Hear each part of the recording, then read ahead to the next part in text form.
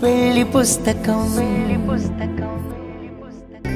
నేను నిన్నెప్పుడూ లవ్ చేస్తాను కాబట్టి నువ్వు చెప్పినట్టే నేను టూర్కి వెళ్ళడం లేదు.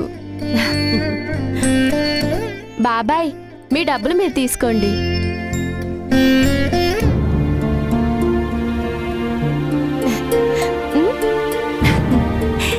Love you teddy.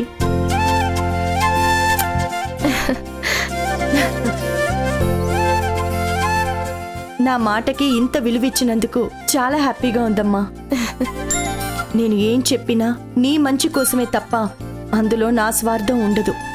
అది అర్థం చేసుకోకపోతేనే కోపం వచ్చి ఏదేదో మాట్లాడతాను. నేను చెప్పింది విన్నందుకు ఈ రోజు నీ ఫేవరెట్ రెస్టారెంట్ లో ట్రీట్ ఇస్తాను. వావ్, సూపర్, థ్యాంక్ యూ అమ్మా.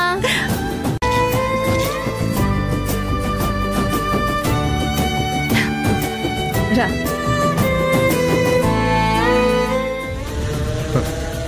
ఫస్ట్ టైం నేను ప్రేమగా ఇచ్చిన డబ్బులు తిరిగొచ్చాయి. వదిన గారు టెడ్డీకి చెప్పిన మాటలు నీకు కూడా వర్తించేలా ఉన్నాయి. తను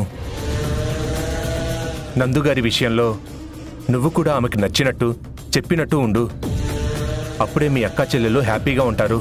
అతనికి సపోర్ట్ చేయడం ఇష్టం లేకే కదా సొంత అక్కని కూడా వ్యతిరేకిస్తున్నాను.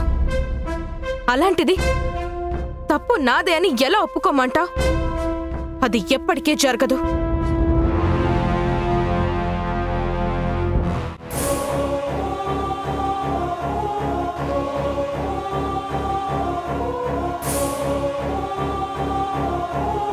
జాతకాలు చాలా బాగా కలిశాయమ్మా. అమ్మాయి జాతకం వల్ల అబ్బాయి జాతకం కూడా మారింది.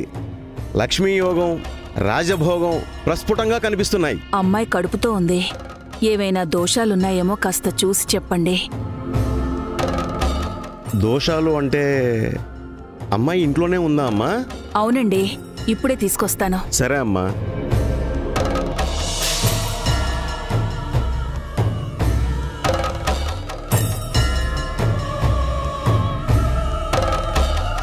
నమస్కారం అండి. శుభం భుజాత్. అమ్మా, నీ చెయ్యి ఎలా ఇవ్వు.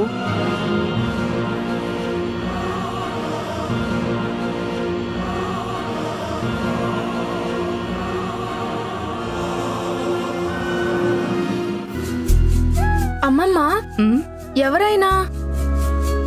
చాలా గొప్ప సిద్ధాంతి గారు. మేము రోజు వెళ్లే గుళ్ళో జాతకాలు చెప్తూ ఉంటారు. మీ అమ్మ జాతకం కూడా చూపిస్తే ఏదైనా దోషాలుంటే పరిహారం చెప్తారని తీసుకొచ్చాం. దోషం, పరిహారం రెండూ నేనే అయితే ఈ సిద్ధాంతి మాత్రం ఏం చెప్తాడమ్మా? జాతకం రీత్యా, హస్త సాముద్రికం రీత్యా మీ ఇంటికి మహాలక్ష్మి రాబోతున్నదమ్మా.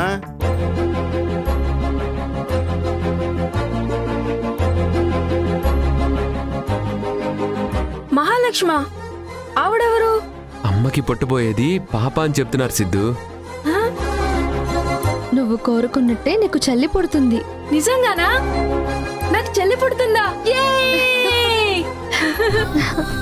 పంతులు గారు, అమ్మాయి జాతకం గురించి చెప్పనే లేదు.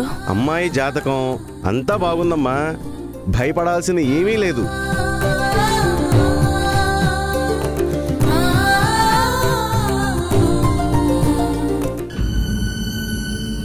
నీ చేతికి ఈ తాడు ఎవరు కట్టారమ్మా? నేనే సిద్ధాంతి గారు. ఆంజనేయ స్వామి గుడిలో దిష్టి దోషాలు పోవాలని పూజ చేయించి తీసుకొచ్చాను. చాలా మంచి పని చేశావమ్మా. ఇలాంటివి చేయడం వల్ల దిష్టి తగలకుండా దేవుడి ఆశీర్వాదం అధిగమిస్తుంది.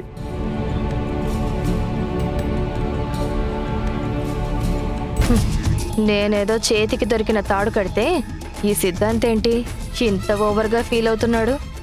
సరేనమ్మా, నాకు హారతికి టైం అయింది, నేను వెళ్ళొస్తాను. సిద్ధాంతి గారు, అడిగిన వెంటనే ఇంటికొచ్చినందుకు చాలా సంతోషం. నమస్కారం అండి. శుభం భుజాత్. బాబు, ఒకసారి రండి. అమ్మా, మీరు కూడా.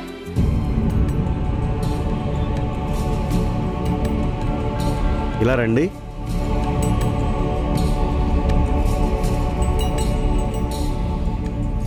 చెప్పండి సిద్ధాంతి గారు. అమ్మాయి కడుపుతో ఉంది కాబట్టి అందరి ముందు చెప్పలేకపోయాను. నీ భార్య జాతకంలో పురిటిగండాలు ఉన్నాయి.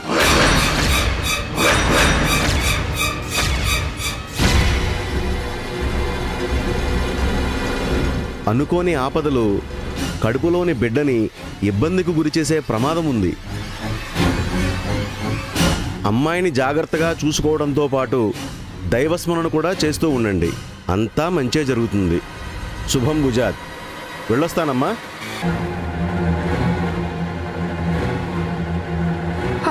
ఏంటి నందు, సిద్ధాంతి గారు ఎలా చెప్తున్నారేంటి? పాపం ఈ విషయం తెలిస్తే సాక్షి ఎంత టెన్షన్ పడుతుందో ఏమో.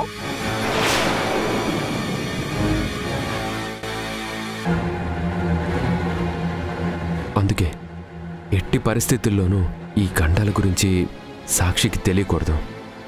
తను తట్టుకోలేదు. ఆ మాత్రం నాకు తెలీదా నందు? ఈ గండాల గురించి చెప్పకుండా నీ భార్యని, నీ బంగారాన్ని ఏ సమస్య రాకుండా నేను చూసుకుంటాను. థ్యాంక్ యూ అభి.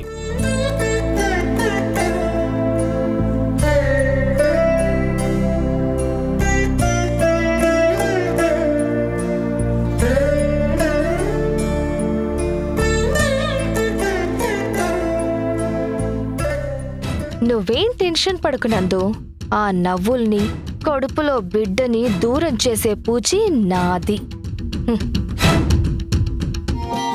ఈ మంత్ అకౌంట్ స్టేట్మెంట్ డాడీది. అంతా క్లియర్గానే ఉంది కదా?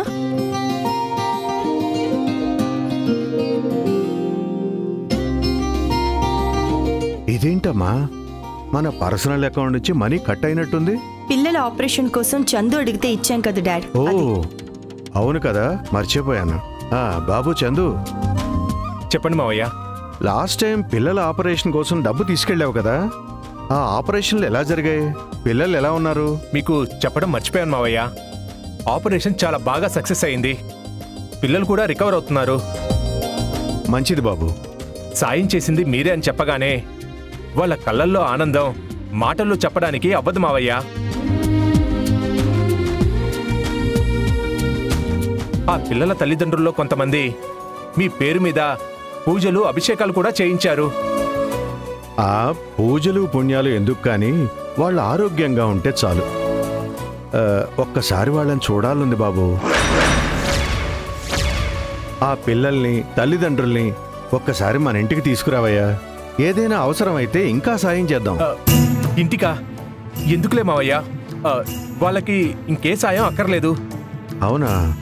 అవసరమని కాదు, మనం చేసిన సాయం వల్ల ఆ పసివాళ్ల మొహంలో చిరునవ్వు చూడాలనుంది. అందుకే అడుగుతున్నాను. నాకు ఓపిక లేక గాని, లేదంటే నేనే వచ్చేవాణ్ణి. పర్లేదులే మావయ్య. ఇప్పుడు వాళ్ళందరినీ గ్యాదర్ చేసి ఈ ఎండలో తీసుకురావడం చాలా పెద్ద టాస్క్. అది చందు, డాడ్ అడుగుతున్నారు కదా, కావాలంటే మనమే ఒక వెహికల్ ప్రొవైడ్ చేద్దాం. ఏ ఇబ్బంది లేకుండా తీసుకొచ్చి తిరిగి జాగ్రత్తగా పంపించేద్దాం.